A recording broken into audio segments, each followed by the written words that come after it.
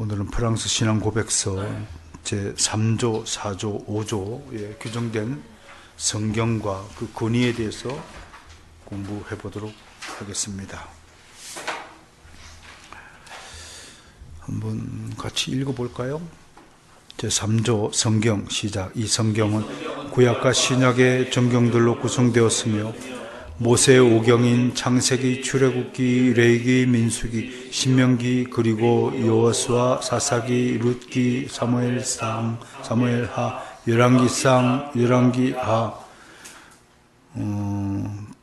파럴리포멘논이라고 불리는 역대기상, 역대기야, 에스라, 그리고 느헤미야, 에스겔, 욥기, 시편, 잠언, 혹은 솔로몬의 격언, 전도서, 솔로몬의 노래, 그리고는 이사야, 예레미야의 애가, 에스겔, 다니엘, 호세아, 요엘, 아모스, 오바댜, 요나, 미가, 나훔, 하박국, 스바냐, 학개, 스가랴, 말라기, 그리고는 마태복음, 마가복음, 누가복음, 요한복음, 누가의 둘째 책 혹은 사도행전, 로마인들에게 보낸 편지, 고린도인에게 보낸 첫째 편지, 고린도인에게 보낸 둘째 편지, 갈라디아인들에게 보낸 편지, 빌립보인들에게 보낸 편지, 골로새인들에게 보낸 편지, 데살로니가인들에게 보낸 첫째 편지, 데살로니가인들에게 보낸 둘째 편지, 디모데에게 보낸 첫째 편지, 디모데에게 보낸 둘째 편지,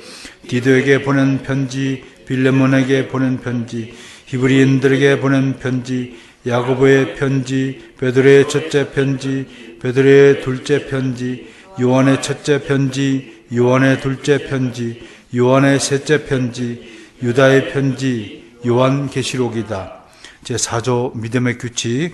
우리는 이 책들이 정경으로서 우리의 신앙의 확실한 규범임을 아는데 그것은 의견의 일치나 교회의 합의보다는 오히려 성령의 증거와 내적인 조명에 의한 것이니 성령께서는 아무리 요용할지라도 어떤 신앙의 조항도 찾아낼 수 없는 교회에 따른 문서들, 외경, 위경과 정경들을 우리가 구별할 수 있게 하신다. 제5조 성경의 권위. 성경 안에 있는 교리는 하나님에게서 왔으니 이 책의 권위는 다만 하나님에게서 받은 것이지 사람에게 받은 것이 아님을 우리는 믿는다. 그리고 성경이 모든 진리의 척도이며 하나님을 예배하는 일과 우리의 구원에 필요한 모든 것을 포함하고 있는 만큼 사람이나 천사라 할지라도 이 위에 혹은 삭제하거나 책을 고치는 것은 전혀 신중하지 못한 것이다. 따라서 고전, 관습, 다수, 사람의 지혜, 판단, 선포, 칙령, 포고, 회의, 환상 혹은 이적 등 어떠한 것의 권위도 성경의 여러 책들을 반대할 수 없고 오직 모든 것이 성경에 일치되게 검토되며 규정되며 개혁되어야 한다. 그러므로 우리가 세 가지 신조들, 즉 사도 신조, 니케아 신조 및 아다나시우스 신조를 고백하는 까닭은 이 신조들이 하나님의 말씀과 아주 일치하기 때문이다. 아멘. 읽다 보니까 우리는 지금까지 사도신경만 고백했는데 니케아 신조, 칼케돈 신조, 아다나시우스 신조도 한번 복사를 해서 우리 한번 암송해 보도록 합시다. 매우 길긴 하지만 암송해 봅시다.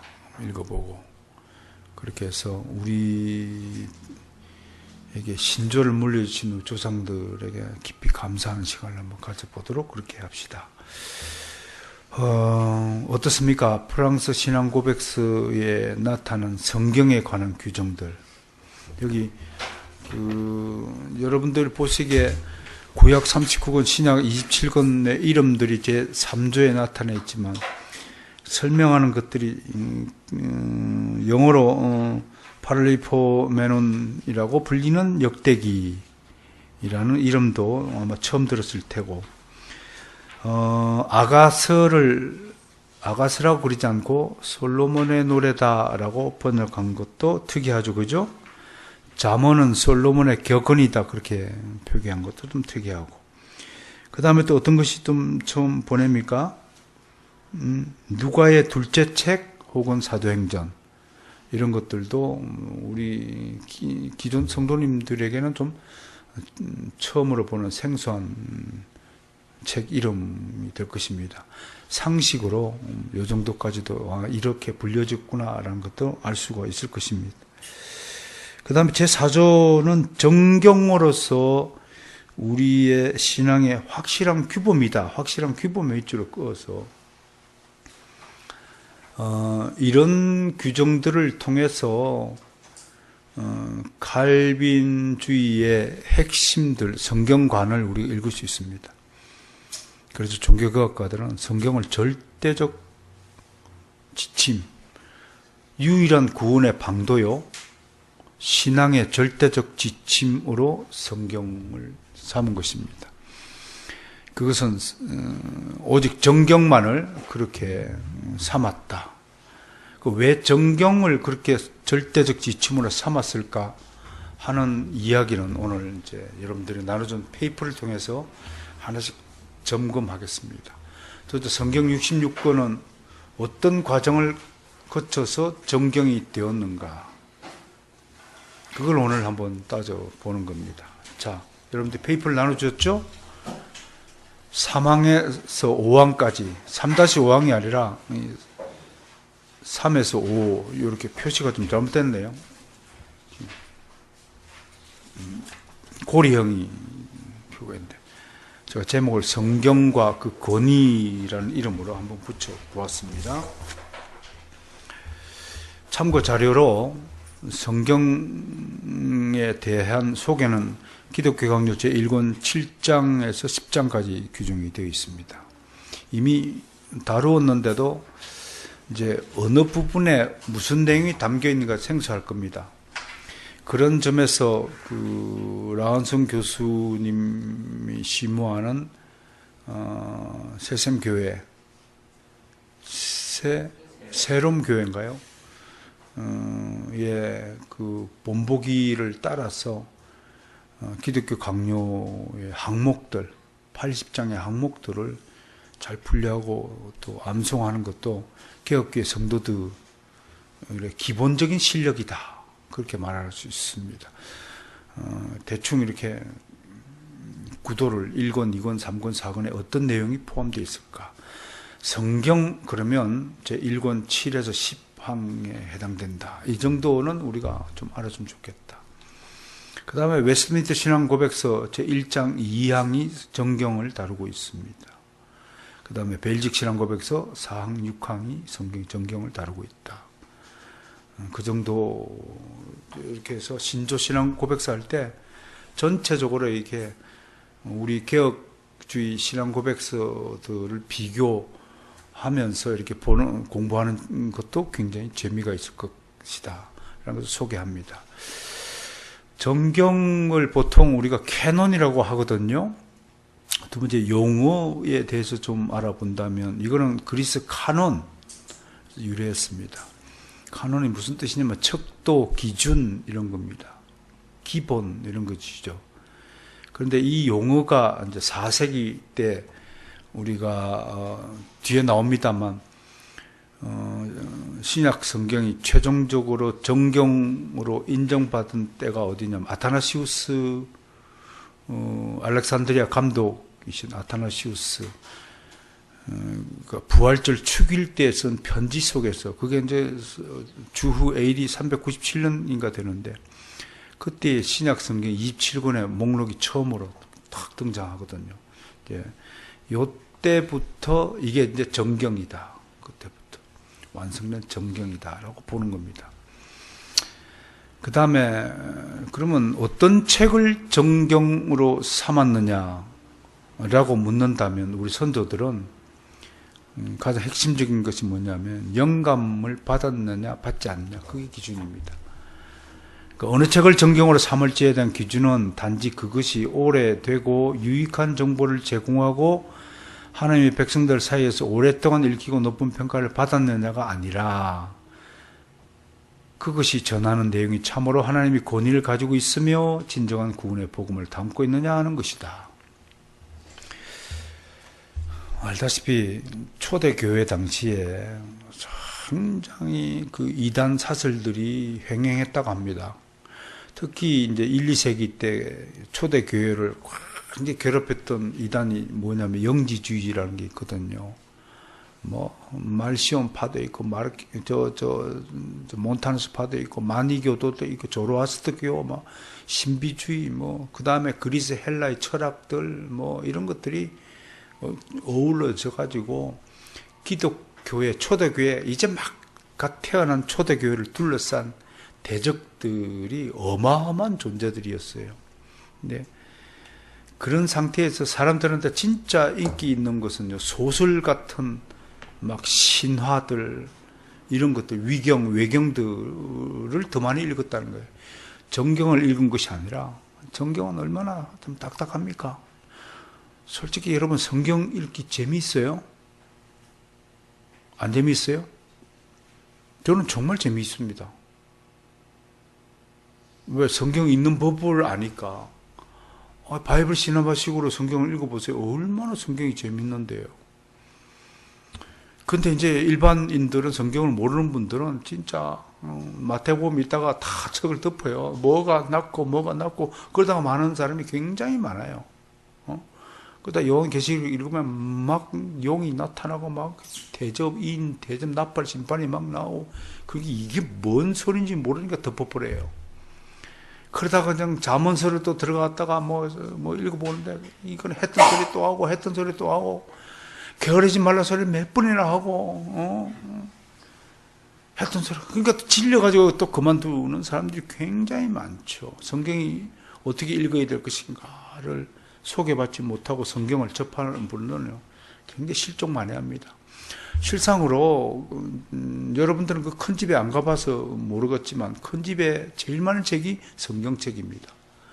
그런데 다 한 번 그 큰 집에 들어가면 손에 성경책을 한 번씩 만집니다. 만지게만 하지 몇 장 읽어보다가 던져버립니다. 아무도 성경을 어떻게 읽어야 될지 소개해주는 사람이 없기 때문에 그렇습니다. 그런 차원에서 성경보다 사람들은 소설 이야기, 베드로의 묵시록, 바울 행전, 이런 책들이 또 헤르마스의 목자들, 디다케 이런 것들이 부익수로 많았습니다. 그 중에서 굉장히 재미나는 게 이제 토비트경, 유디트경, 지금 로마 가톨릭에서 성경에 포함시켜서 읽는 책들은 굉장히 인기가 있었다고 합니다. 그런데 왜 그런 책들이 성경에 포함되지 않았느냐? 그리스도를 통한 복음의 진수, 구속적인 차원에서 다뤄진 얘기가 아니라 신비한 신앙 여행 이야기. 그렇다면 철로역정 같은 것들이 성경이 되어야죠. 얼마나 재미있어요. 소설이지. 중요한 게 뭔가요? 성령의 영감을 받아 기록한 책이냐. 그 성령의 영감을 받아서 기록했다는 것은 다른 말로 구속사와 관련이 있느냐 없느냐. 그걸 따지는 겁니다. 그걸 누가 회의를 열어가지고 그런 것이 아니라 자연스럽게 하나님의 성령의 역사에 의해서 시대를 흘러가면서 이따 정리하겠습니다만 1세기부터 4세기까지 400년 기간 동안에 흐르면서 자연스럽게 추리고 해서 신약성경 27권이 정경으로 탁 된 거예요.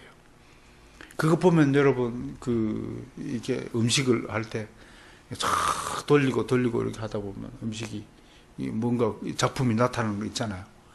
여러분 엿 만들 때 보셨어요? 시골 때 목사님 엿 만드는 거 보셨나요? 시골에 엿기름 딱 솥에다 끓이고 호락딱 하면 나중에 이제 엿이 돼도 처음에 뭐가 될지 모르지.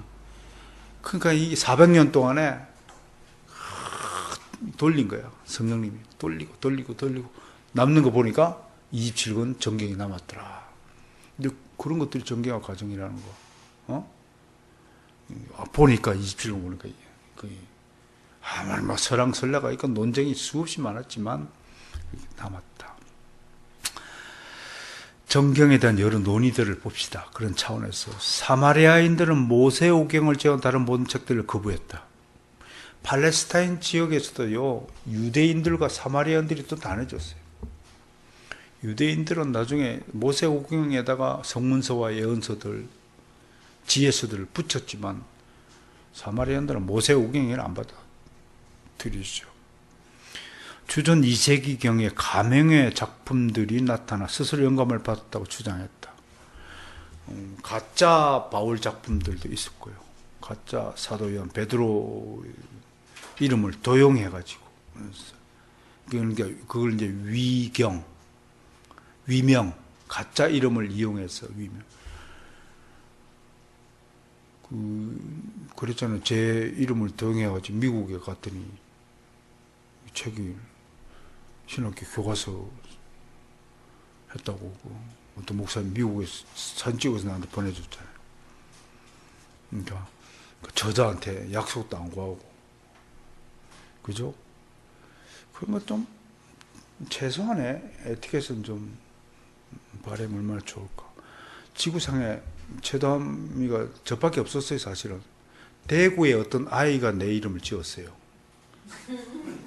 이제 100일 지났는지 모르겠네요. 그저께 태어나서 아니 근데 난 그 부모가 궁금해요. 인터넷에 쳐보면 최다미가 있는지 보고 치면 계시구나. 그래서 좀 고민해야 될 텐데 아마 후회하지 않을까. 네, 최더함이에요. 아기 이름이. 인터넷 쳐봐요. 최더함 아기 이름 나와요. 아무튼 그런 거예요. 위명들. 랍비들은 구약의 5권, 에스겔, 잠언, 아가서, 전도, 에스더를 정경으로 인정하는 거예요. 그러니까 모세 오경에다 5권 더한 거예요. 랍비들은요. 이렇게 발전했어요. 점점 좀 발전하는 과정을 보는 거예요. 교부 시대는 외경, 아포크라파라고 하는데요. 영감을 받은 책을 볼 것이냐 말 것이냐를 두고 논쟁이 벌어졌어요. 근데 로마 카톨릭은 외경을 구약의 일부로 보고 정경을 채택했어요. 왜 그랬을까요? 상당히 이게 7권, 이 시절에 7권의 외경을 정경으로 채택했는데 가만히 보니까 가톨릭 교회에 상당히 유익한 내용이 많아. 예를 들어서 이제 마리아 숭배설 같은 것들도 근거를 댈 수 있는 요건이 있고, 신앙 고백, 고해하는 것들도 근거를 댈 수 있는 곳이 있으니까 채택한 거. 그러니까 그런데 여러분 어떤가요? 지금 이 얘기를 들을 때 무슨 생각이 드나요? 이게 인위적으로 조작 했구나. 정경을 채택하는데 인간적인 동기가 개입이 되면 그건 성령의 영감이라고 볼 수가 없겠죠. 그죠? 프로테스탄트 교회는 외경으로 인정하지 않았어요. 단 성공회는 교리용으로는 채택하지 않았지만 지금도 교화용, 성도들의 삶을 교훈하는 용으로 외경을 인용하는 것을 막지는 않아요. 제가 받은 자료에도 교화용 성구집이 있더라고요. 그래서 외경 유디트 몇 장 몇 절에는 이렇게 얘기하라. 또 우화 같은 것이 많이 들려 있어요. 예화 같은 것도 인용하고 성공에는 그런 참여예요. 우리 성경이 아니니까 참고적으로 알아두시면 좋겠습니다. 자, 그러면 역사적으로 정경화 과정을 쭉 한번 살펴보겠습니다. 이 과정을 읽어보면요, 결과적으로 우리가 성경 66권을 정경으로 삼은 것이 참으로 놀라운 신적 섭리가 개입됐구나. 그걸 좀 확인할 수 있겠습니다. 첫 번째, 신적 권위를 가지고 문서하던 하나님의 말씀을 사용했습니다. 모세부터 출발하는 거예요. 모세 스스로. 모세 오경의 저자가 누군가요? 모세라고 보지 않아요. 물론 신명기 뒷부분은 모세가 죽은 뒤에 첨가한 것이지만 그것마저도 성령께서 개입하셔서 모세 오경을 완성토록 하신 것이다 라고 보기 때문에 모세 오경 저자를 그냥 모세라고 하는 거예요. 그러니까 이런 거예요. 내가 설교를 하다가 결론 부분을 원고를 놓고 갔든지 하다가 있다가 그만뒀다 칩시다. 그러면 이제 수원회가 이어서 그 원고를 완성해가지고 하면 그걸 동일한 성령의 역사로 봐야 한다는 거예요. 그럴 가능성이 농후하죠? 그렇잖아요. 나한테서 수학하고 내 밑에서 평생을 큰 사람이니까 얼마든지 같은 성령의 역사에 힘입어서 같은 내용 할 수가 있다는 거죠. 콩 심을 때 콩 나고 팥 심을 때 팥 나는 게죠. 물론 그것은 이제 뒤를 이어받는 사람이 동일한 성령의 사람이어야 한다는 전제가 있겠죠. 대제사장 hil기야가 발견한 율법서를 서기관 사반이 왕과 백성에게 읽어주었다. 하나님의 말씀으로 믿고 읽어준 거예요. 그죠? 초기의 사람들. 에스라가 율법서를 읽어줬다. 하나님의 말씀이라고 보고 율법서를 백성에 읽어준 거겠죠. 두 번째, 예언자들이 신탁을 받아 적었다는 것은 여러 성경 구절을 통해 분명하게 드러난다 하면서 이사야, 예레미야, 에스겔, 하박국, 다니엘, 역대하 등등의 성경 구절을 제가 소개했습니다. 세 번째, 모세오경이 최종적 형태를 갖추기까지 얼마나 오랜 시간이 걸렸는지 분명하지 않다. 신명기 마지막 부분은 여기 있네요. 모세가 죽은 후에 쓰였는데 그러나 신성모독을 범하지 않고도 위에서 지적했던 방식으로 보다 이런 시기의 저작물에 무언가를 덧붙이고 편집하는 것이 여전히 가능했다. 이게 이제 이런 시기에라는 건 뭐예요? 모세가 죽은 뒤에 시간이 100년 뒤에부터 붙이면 그건 우리 인정할 수 없어요. 죽은 뒤 바로 이어서 이렇게 작품을 완성한 것은 같은 성령의 역사라고 보고 신성모독이 아니라고 이야기하는 겁니다. 이해가 되시나요? 3번 이해가 되죠? 4번 봅시다. 구약의 다른 부분들은 후대의 저자들에 의해 쓰였고 그것들의 권수는 바벨론으로부터 귀환 이후까지도 확정되지 않았습니다. 포로 귀환 시대까지도 구약 성경이 정경으로 확정되지 않았다, 그런 얘기입니다. 모세오경은 에스라와 느헤미야 시대에 이미 완료되어 정경된 것을 인정받은 사실에 대해서는 누구도 의심하지 않는다. 모세오경은 아주 일찍 때부터 정경화되었어요. 다들 인정했어요. 그 모세의 작품 하나님의 말씀입니다. 모세오경은 주전 3세기경에 그리스어로 번역되어 70인역의 첫 부분을 이루었어요. 이는 2세기 중반에 유세베우스가 쓴 Preparation for Gospel 복음의 준비 13, 12에서도 확인할 수 있습니다. 3세기경에 또 모세오경은 모든 성경의 어느 사본이라도 제일 첫 부분을 차지한다는 것입니다. 자, 모세오경은 확정됐어요. 그죠? 그 다음을 봅시다. 예언서 봅시다. 총 8권으로 구성되어 있어요. 그중 여호수아, 사사기, 사무엘, 열왕기는 역사서이고 예레미야, 이사야의 12개 소예언서들은 신탁과 관련 책들이다. 그러니까 책들이요, 여호수아 한 권, 사사기 한 권, 사무엘 상하 그럼 4권이죠. 열왕기 상하 6권이죠. 예레미야, 이사야 그렇게 됩니까? 그 다음에 이사야 및 12개 소원서들 한 권의 책이에요. 그렇게 되어 있다는 거. 그게 이제 예언서가 8권으로 이렇게 묶여 있었다는 거. 히브리 성문서는 몇 권인가요? 11권의 책들. 시편, 욥기, 잠언, 전도서, 아가서, 애가 등은 지혜서들이고요. 다니엘, 에스더, 에스라, 느헤미야, 역대 등은 역사서들인데 여기 성문서로 편집이 됐다는 거예요. 여기서 이제 우리가 눈여겨봐야 될 것이 룻기예요.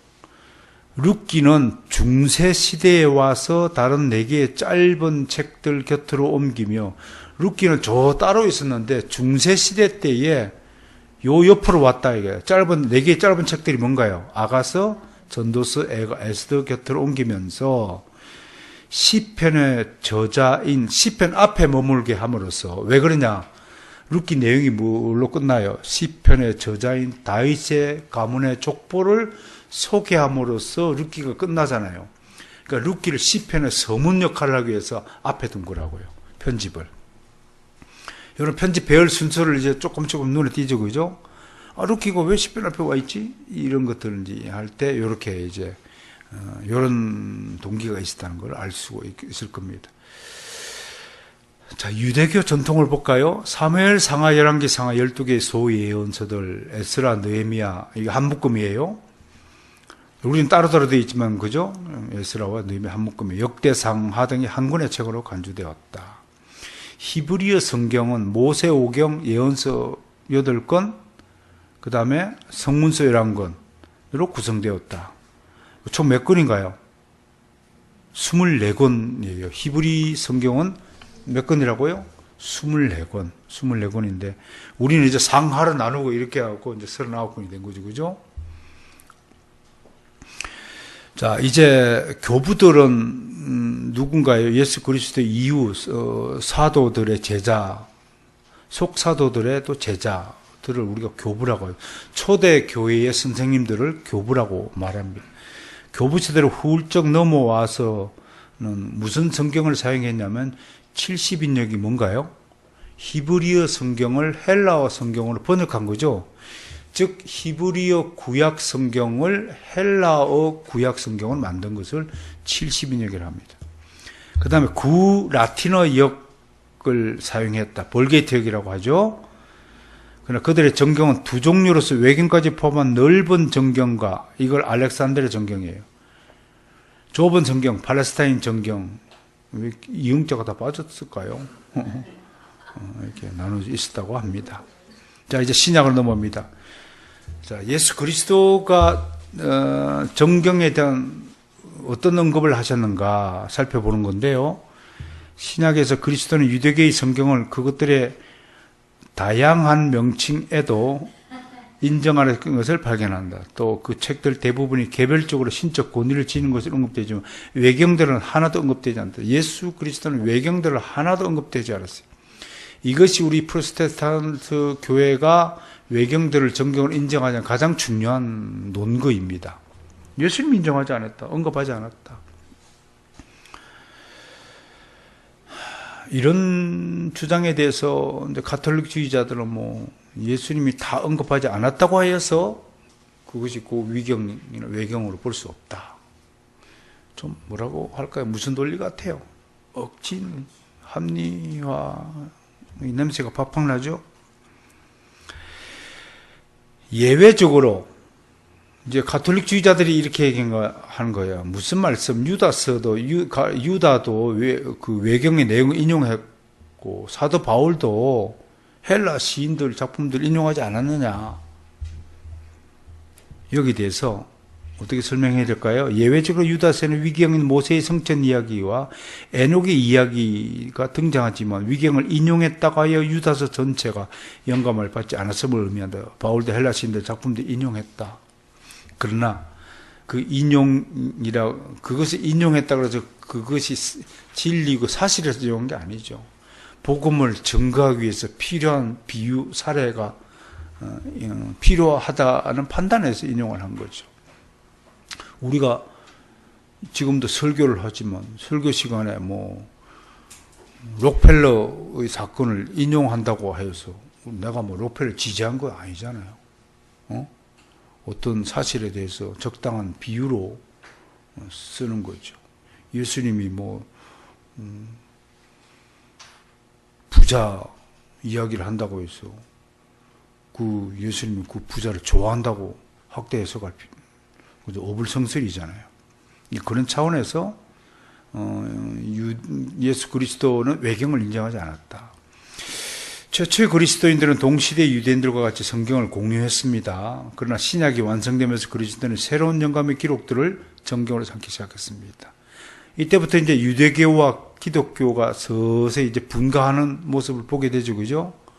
사용하는 책이 달라지니까 유대교인들은 바울 서신을 읽어주면 반응이 어땠을까요? 나사렛 이단교를 쫓는 이단의 가르침을 감히 여기서 들려주냐고 아마 귀를 씻지 않았을까 그런 생각을 해보는 거예요. 신약은 구약이 완성된 후 약 50년 남짓한 기간에 쓰였다. 신약은 거의 구약 성경이 정경으로 정착된 이후 50년 안에 신약 성경이 다 쓰여졌어요. 그러니까 이제 굉장히 빠른 시간 안에 신약이 기록이 다 돼. 정경이 된 지는 400년이 걸렸지만 신약성이 쓰여진 것은 이런 기간에 쓰여졌다고 얘기하는 겁니다. 물론 현대 비평가들은 이런 주장을 부정합니다. 주님은 보혜사 성령께서 너에게 모든 것을 가르치고 내가 너에게 말한 모든 것을 생각나게 하리라고 말씀하심으로써 새로운 정경의 추가를 암시하셨죠. 이에 따라 주님의 제자들인 사도들은 영감을 받아 주님의 말씀을 기록하였고 성령의 인도하심을 받아 초대교회를 통해 나타난 하나님의 뜻과 사역들을 온전히 기록하였죠. 주님의 새로운 가르침과 복음을 신약이라 호칭한 사람은 3세기형 터툴리안에 의했습니다. 이후 신약 27권의 정경화 작업은 점진적으로 이루어지면서 4세기까지 이어집니다. 그 과정을 한번 살펴보겠습니다. 1세기 때 봅시다. 95년에 로마의 클레멘트는 고린도에 있는 그리스도인들이 편지를 쓰면서 마태복음과 누가복음에 실린 구절을 인용했고 또 히브리스와 로마서, 고린도서, 디모데전서, 디도서, 베드로전서, 에베소 등을 언급한다. 작업하느라고 엄청난 오타가 난무하네요. 난 세상에 베드로전서를 비드로전서라는 처음 쳐본 것 같으네요. 이 로마 클레멘트라는 이름이 유명한 이름이 이제 우리 교회에서 두 분 나타납니다만 로마 교회의 클레멘트와 알렉산드리아 교회의 클레멘트인데 베드로 사도의 제자입니다. 베드로 사도에게 안수를 받았다고 전해지고요. 물론 또 뭐 이걸 부정하는 분도 있는데 통설은 사도 바울파와 베드로파와 사도 요한파가 크게 초대교회의 세 학파가 구성이 되었습니다. 사도 요한의 제자들은 서모나의 폴리캅이고요. 폴리캅의 안디옥의 이그나티우스, 그 다음에 폴리캅이라는 제자가 이레니우스, 이렇게 사도 요한파가 있다면 또 베드로의 제자들은 로마 클레멘트 등이 있습니다. 이분은 그 가톨릭에서 제4대 교황으로 인정받는 분입니다. 클레멘트 교황, 제4대 교황으로 되고요. 대표작이 클레멘스 1서라는 책을 95년도에 총 65장에 걸쳐서 썼습니다. 내용이 뭐냐면 고린도 교회에 보내는 그의 편지였습니다. 고린도 교회 그러면 뭐가 딱 떠오릅니까? 분쟁의 교회라 유명하잖아요. 뭐 그리스도파, 베드로파, 바울파, 아볼로파, 무슨 파파파, 양파 집단이잖아요. 파 집단이잖아요. 그러니까 이때 사도 바울도 편지를 써서 권면했지만 로마 감독인 클레멘트 감독도 편지를 써서 제발 그만 좀 싸우라. 그 내용으로 썼다고 하면 교회 질서를 회복하라. 그 다음에 클레멘스 1서가 그렇다는 얘기고요. 클레멘스 2서는 현존하는 최고 오래된 설교집입니다. 트라이누스 황제 때 순교했는데 자기 스승 베드로는 뭐 십자가에 거꾸로 매달려 죽었다는 전승이 있죠. 긴지 아닌지는 우리가 뭐 잘 모르지만 그런 전승이 있는데 이분은 그 자기 스승이 땅에서 죽었으므로 나는 땅에서 죽을 자격도 없다. 그래서 흑해로 가서 그 배에 실려가지고 닻에 묶여서 배와 함께 수장되었다. 그런 전승을 가지고 있습니다. 그러니까 내가 누워서 죽으면 여러분들은 다 앉아서 죽으세요. 그런 로마 클레멘트가 그리스도인 쓰면서 이 편지에 보면 마태복음과 누가복음에 실린 구절들 인용해서 이미 이 당시에 사복음서가 많이 읽혀졌구나라는 것을 알 수 있죠, 그죠? 또 히브리스, 로마서, 고린도서, 디모데전서, 디도서, 베드로전서, 에베소 등을 언급하고 있는 것을 봐서 이때쯤 95년경에 그 고린도에 보낸 편지를 썼잖아요. 그러면 요때에 아마 요한계시록은 언급되지 않은 것으로 봐서 그래서 우리가 요한계시록을 98년이나 100년 사이로 보는 근거가 뭐냐면 이런 클레멘트 1서에 요한계시록 언급이 없어요. 로마 감독, 만약 그때 요한계시록이 쓰여졌다면 로마 감독의 지위에 있었던 분에게 서신이, 사본이 손에 들리지 않고 읽어보지 않았겠어요? 그러니까 그런 차원에서 역사적 근거를 가지고 우리가 저작 시기를 논한다는 사실을 알 수가 있겠죠. 그죠? 그런 차원에서 이런 편지들이 중요하다고 하는 것입니다. 자, 그 다음에 두 번째 시기를 우리 2세기로 갑니다. 2세기는 두 개로 나눠요. 전반부와 후반부로 나눕니다. 전반부 때 이제 활약한 분이 이제 폴리카비입니다. 69년에 태어나서 155년경에 이제 순교를 했죠. 뒤에 저스틴은 10년 뒤에 165년에 순교했고요. 이제 순교자들 열전을 보고야 됩니다. 그 다음에 이그나티우스가 117년에 순교를 했어요. 먼저 이제 순교했죠. 폴리캅은 뭐 사도 요한이 낳은 최고의 제자죠. 또 서머나 교회, 그러면 요한계시록을 보면 칭찬받는 교회이니까 이게 사도 요한과 폴리캅과 이레네우스로 이어지는 서머나 교회의 감독들과 그 성도들이 얼마만큼 초대교회 당시에 모범된 신앙생활을 보였는가를 우리가 알 수 있어요. 다 순교수니까. 뭐 사도 요한은 뭐 에베소에서 돌에 맞아 죽었다는 전성이 있고, 폴리캅 뭐 화형당했죠. 이레니우스 뭐 또 순교했죠. 이단 논박이라는 유명한 책을 쓰신 분이죠. 이런 계보를 좀 훑어보면 참 대단한 분들이라는 사실을 알 수 있습니다. 그 이그나티우스는 이제 우리가 안디옥 감독이죠. 이 안디옥이 최초의 교회, 이방인 교회죠, 그죠? 이방인 지역에서 여기서 최초로 그리스도인들이 불려졌다고, 사도 요한의 제자입니다. 그러니까 사도 요한의 제자들이 서머나 교회 감독이 되고 안디옥 교회를 차지하고,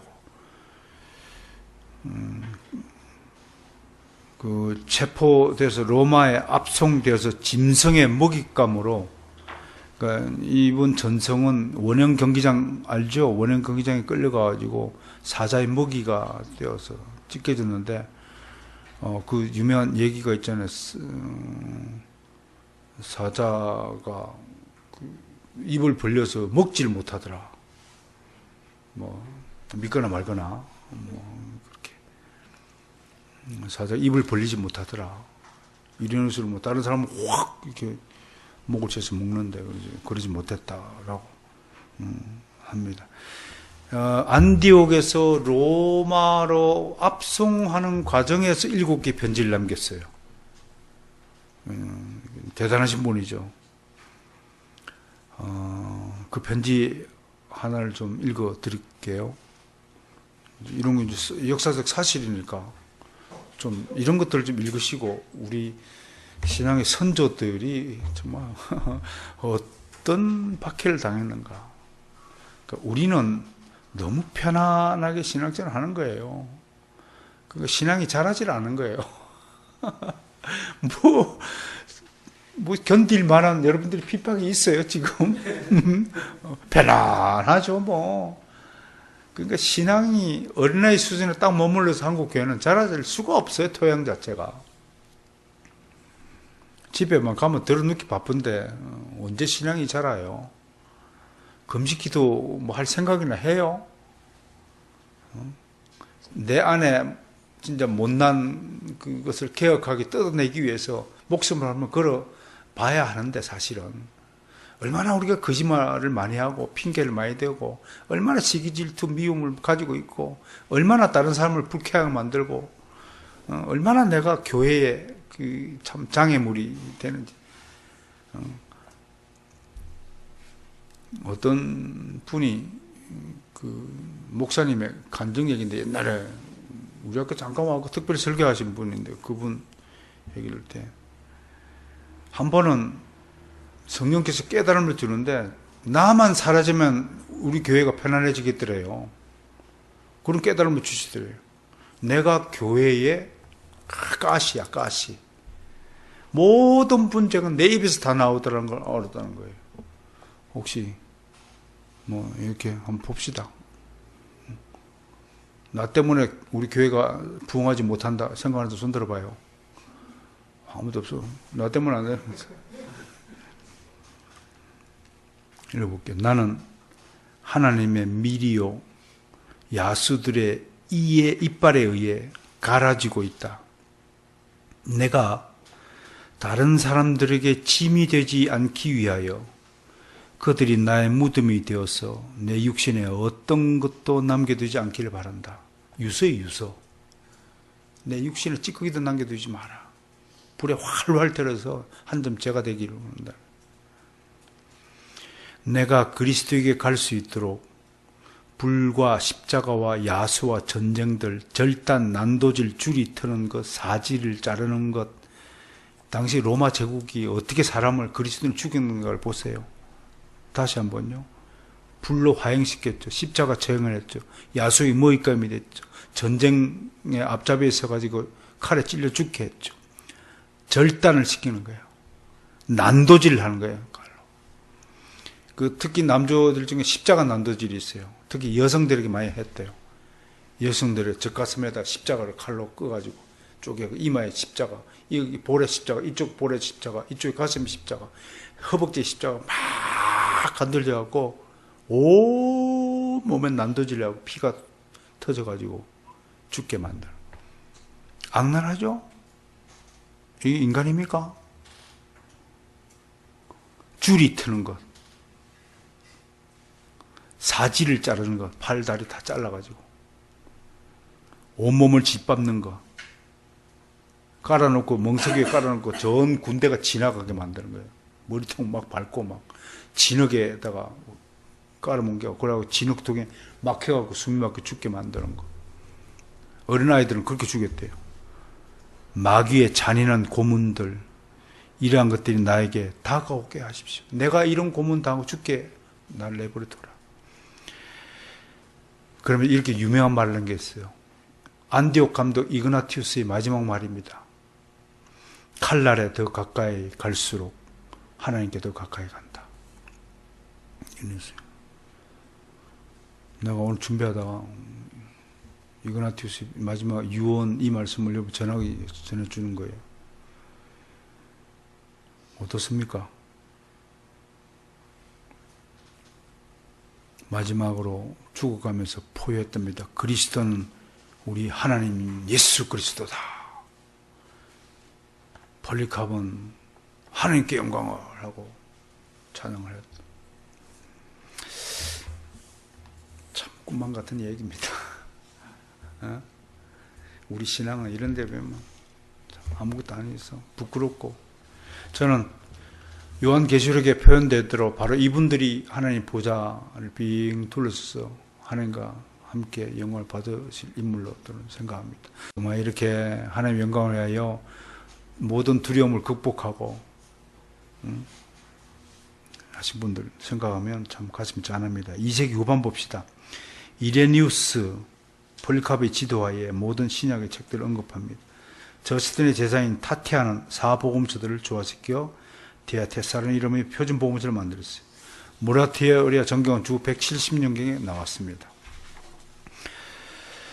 3세기경의 대표자는 오리겐입니다. 오리게누스라고 하죠. 그 헥사프라를 통해서 신약 대부분의 책들을 주석하고 강해했습니다. 신학자죠. 물론 오늘날 관점에서 보면 많은 부분 개혁주의 신학에서 좀 미흡한 부분들이 많이 있지만, 이거는 현 시대의 시각으로 바라보면 아니 되는 겁니다. 그 시대는 그 시대에 알맞은 것으로 주어집니다. 만약 오리겐이 지금부터 핸드폰 들고 쓰고 있었으면 당시 사람한테 미친 사람이었을 거예요. 당시 사람이 권총 차고 다니면 어찌 됐겠어요? 신학자 성경 주석했겠어요? 로마 제국 왕 나와 이놈아 내가 황제할게. 총 한 사람이서 황제하는 거지. 이게 말이 안 되는 거예요. 지금 시대의 입장에서 하면 안 되는 거예요. 그런 우를 범하는 평가들이 참 많아요. 예를 들어서 조나단 에드워즈나 로이드 존스 목사님 비판하는 사람들, 그런 우를 범하더라고요. 그러면 안 돼요. 조나단 에드워즈는요, 당시 18세기에 유럽이 어떤 열풍이 불었냐면 칸트주의, 계몽주의가 막 활화산은 들불처럼 번지던 시절이에요. 그게 배를 타고 미 대륙으로 막 건너오는 거예요. 거기에 교회가 물들어 보면 끝장날 지점이었어요. 그럴 때 하나님 보시기에 가장 이 불어는 사탄의 바람을 잠재울 수 있는 사람이 누구냐? 그게 에드워드예요. 조나단 에드워드는 그 이상 그 이하를 밟으면 안 되는 거예요. 하나님 위해서 도구를 썼어. 그때 성령의 바람을 일으켜서 유럽의 계몽주의 바람을 차단했어요. 사탄이가 찰스 피니들은 앞세워가지고 막 인본주의 바람을 불을 때 하나님이 에드워즈를 통해서 성령의 바람으로 그걸 잠재운 거예요. 왜 잠재웠느냐? 나를 위해서, 우리 한국교회를 위해서 잠재웠어요. 그게 넘어갔으면 한국교회는 없어요. 하나님의 구원사 중에, 구속사 중에서 한국교회가 세워지고 그래야 최다한 목사가 나타날 것이 하나님의 작전과 예정 안에 있는데, 그게 그 바람에 쓰러지면 미국 교회는 다 쓰러지는 거예요. 그래서 에드워드를 쓰신 거예요. 그렇게 역사적 평가를 해줘야 되는데, 그가 무슨 성령론을 잘못 해석했니? 어쩌고 저쩌고 하니? 막 따지면서 지금의 잣대로 되는 것은 굉장히 어리석은 사람이에요. 정말 무지막지한 사람이에요. 그렇게 하면 안 됩니다. 자, 오리겐의 제자가 누구라고요? 디오니시우스가 처음으로 요한계시록을 정경으로 인정했습니다. 3세기 때에 드디어 요한계시록을 정경으로 인정했어요. 그러면 이전까지는 100년경에 쓰여졌으면 한 100년 이상 요한계시록이 위경이나 외경 취급받았다는 거죠. 읽혀도 몰래 읽혀졌다라고 하는 거예요. 왜? 너무 이게 환상 이야기 묵시가 많고, 그 요한계시록의 진가가 오리겐의 제자인 디오니시스로부터 발견되기 시작했다는 것을 우리 알 수 있습니다. 그러니까 우리 성경 66권의 마지막 책 요한계시록을 정경으로 삼느냐, 베드로후서를 정경으로 삼느냐 마느냐, 유다서 이런 것들을 삼느냐 마느냐, 야고보서, 루터 같은, 마르틴 루터 같은 경우는 야고보서 뭐 그냥 아주 하찮게 여기는 것으로 얘기했잖아요. 그런 걸 좀 볼 수 있어요. 자, 4세기 봅시다. 교회사가 유세비우스, 유명한 교회 역사가입니다. 바울은겐 디다케 헤르마스 목자를 가짜로 분류했습니다. 아타나시우스는 367년 부활절을 쓴 축일서안에서 신약성경 27권 최초로 소개하며 이것들 위에 아무것도 덧붙이거나 삭제하지 말라고 지문을 달았다. 결국 라틴어 성경인 볼게이트 역이 27권을 확정함으로써 신약 성경이 완성되었다. 라틴어 성경 볼게이트 역을 만드는데 아타나시우스의 신경과 아타나시우스의 삼위일체론의 확립 등이 굉장히 지대한 공헌을 했죠. 자, 드디어 볼게이트 역이 딱 완성되면서 오늘날 우리들에게 구약 39권, 신약 27권이라는 정경이 손에 쥐어지게 되었다고 하는 것입니다. 어떻습니까? 우리 정경화 과정을 보시면서 하나님의 역사는 한꺼번에 확 이루어진 것이 아니라 항상 점진적으로 이루어진다. 그런 것들을 보시면서 우리 개인의 인격들도 점진적으로 항상 성화되어져야 한다. 우리 믿음도 쭉 자라가야 된다. 그러니까 믿음이 어리다는 것은 뭐냐면 참 몇 가지 특징이 있죠. 그죠? 항상 오해해요. 항상 투정해요. 자기 마음에 들지 않으면 기분 나빠해요. 이게 어린아이 특징이잖아요. 애들 키워보면 알잖아요. 가르쳐보면 알잖아요. 아이들 어때요? 이타적이에요? 이기적이에요? 이기적이에요. 아이들 자기보다 잘난 사람 보면 어떻게 해요? 시샘하고 질투하잖아요. 그게 아이들의 특징이잖아요. 신앙도 꼭 마찬가지예요. 적어도 목회자의 입장에서 평신도들을 쳐다보면 평신도들의 신앙의 수준이 진짜 눈에 보여요. 그 속으로 어째 저것밖에 안 될까? 정말 안타깝죠. 그래서 성도들의 선생으로서 성도들을 복음 안에서 양육하기 위하여 목자들을 세우셨구나. 그런 것이죠. 근데 정말 자식을 키울 때 기분 좋은 자식이 어떤 자식이에요? 제자들을 키울 때 쑥쑥 자라는 것이 보이는 제자들을 굉장히 기뻐하죠. 처음엔 겨자씨였지만 겨자씨가 자라면 얼마나 큰 나무가 돼요. 하나님이 원하시는 게 그거거든요. 근데 10년 전이나 20년 전이나 지금이나 꼭 같은 수준에 머물러 있으면 이건 정말 하나님을 괴롭히는 사람이죠. 변화가 없다면 그러면 이제 우리가 걱정해야 될 것이 저분 정말 회심했을까? 거듭났을까? 여전히 생각하는 것, 보는 관점, 생각하는 척도, 뭔가 말하는 폼새, 다른 사람을 대하는 태도, 변화가 없다면 거듭났을까? 의심해봐야 돼요. 자기 스스로 신앙을 점검해봐야 돼요. 좋을 때는 좋고 기분 나쁠 때 막 기분 나쁘면 그럼 거듭 안 났거나 굉장히 어린아이 같은 믿음이거나 둘 중에 하나예요. 그러면 그 상태가 여러분 보세요. 불신의 상태이거나 미숙의 상태가 얼마나 교회를 괴롭히는 장본인이 될까? 사실 그런 사람들 때문에 교회가 성장이 안 돼요. 그 가라지 때문에 가시거든요. 여러분 몸에 가시가 있으면 안 아파요? 아프죠. 근데 내 자신이 그런 가시라는 사실을 진짜 믿고 인정하고 고백할 줄 알아야 돼요.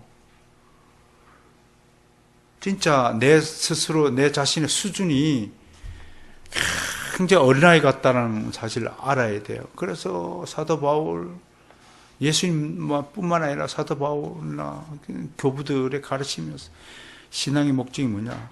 성화되는 거예요. 성화. 그 정경화를 400년을 걸쳐 신약 성경 하나, 구약 성경이 정경화되는데 모세 시대 때부터, 모세가 주전 1500년경의 사람이잖아요. 1500년이 걸린 거예요. 구약 성경 39권이 우리 손에 정경으로 하나의 기준, 절대적 지침으로 이렇게 걸렸어요. 신약 성경이 정경이 되는데 400년이 걸린 거예요.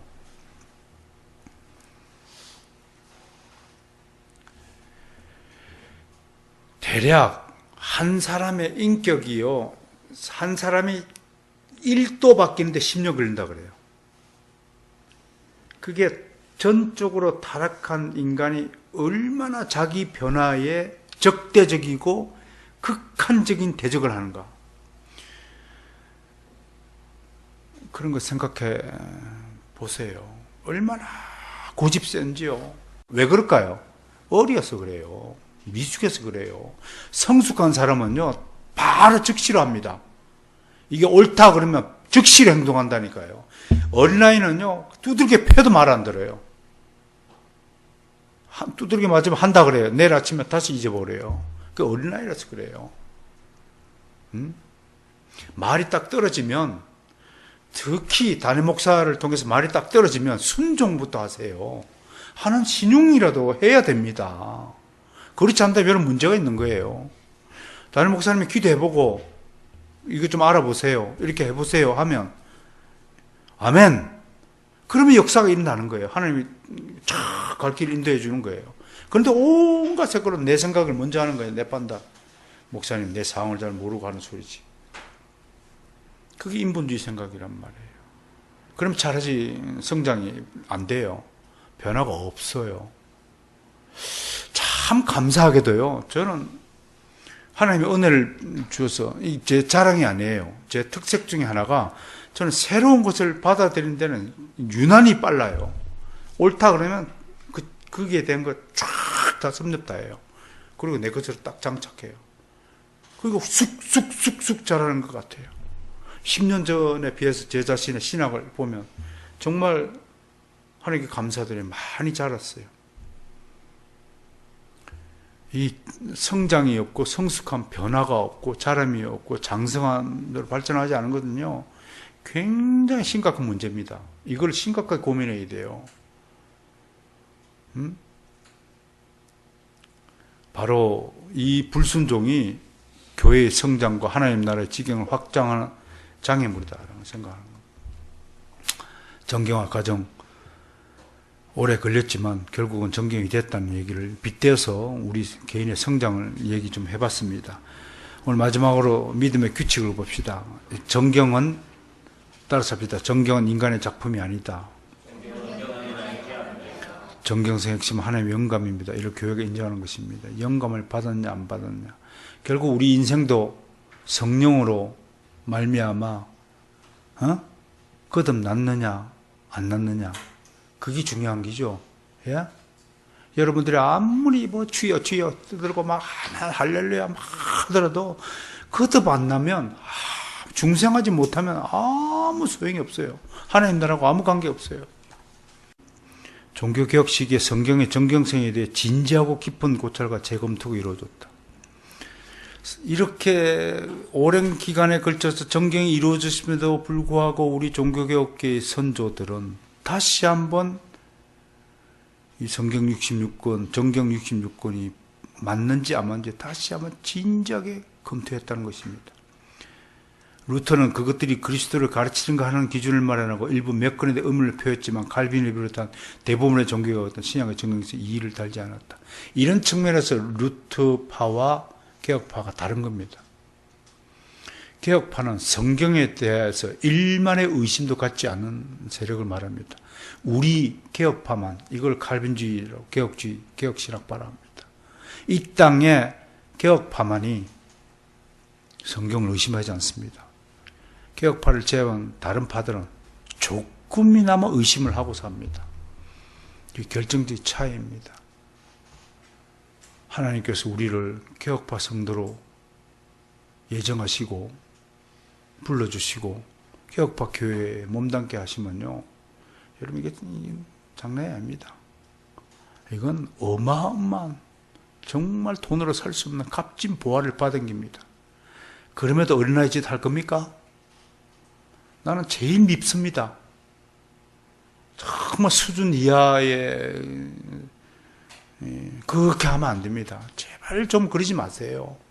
하나님 속을 이제 그만 쓰기고 제발 좀 장성하고 성장하고 좀 거룩한 생각을 하시고 하나님 나라와 그의 의를 위하여 좀 살아가고 안전하사나 하나님의 영광을 위하여 살아가고 뭘 말을 할 때 축구를 봐야 되냐 말아야 되냐 그것도 뭐 있을 수 있는 거지만 우리가 안전하사나 머릿속에는 하나님 나라입니다. 이 교회입니다. 어떻게 하면 우리 바로선교회를 반듯한 기초 세울까? 안전하서나 그게 이야기 주제가 되어야 되는데 참 주여 우리의 은혜를 베풀어 주옵소서. 마지막으로 주님은 우리에게 필요한 모든 것을 자신의 대리자들을 통해 알려주시겠다고 약속하셨다. 사도들은 그런 의식을 가지고 글을 썼습니다. 사도 바울은 사람의 지혜에서 배운 말로 하지 않고 성령이 가르쳐 주신 말로 한다고 선언했습니다. 칼빈은 제네바 시를 신의 도성으로 만들기 위하고 종교개혁의 본산으로 삼기 위해서 사도 바울을 유일한 멘토자로 삼고 살았습니다. 그러면서 사도 바울의 이 글을 참 좋아했다고 합니다. 사람의 지혜에서 배운 말로 하지 않고 성령이 가르쳐주신 말로 한다. 칼빈은 자기 입에서 나오는 말을 자기 생각의 말을 하지 않고 성령께서 생각나게 하신 말을 하려고 노력했다는, 우리가 모범을 삼아야 될 것입니다. 이것으로 신약 성경이 사도적 권위를 분별할 수 있습니다. 즉 교회가 가지고 있던 정경이라는 개념은 특별히 사도들이 모든 권위를 지니신 주 예수 그리스도의 이름으로 말할 권위를 부여받았다는 확신에 의지합니다. 어떻습니까? 오늘 프랑스 신앙 고백서 3항에서 5항까지 있던 성경에 대한 언급들, 그리고 특히 제 5조 마지막으로 이 책의 권위는 하나님에게서 받은 것이다. 하나님께서 주신 것이다. 라는 것을 기반할 때 우리는 죽을 때까지 성경이 무한 하나님의 진리의 말씀임을 믿고 고백하며 말씀이 이끄는 대로 순종하며 살며 하루빨리 어린아이 짓을 버리고 성숙한 성도로서 자리매김을 해주시기를 간곡히 바람하지 않습니다.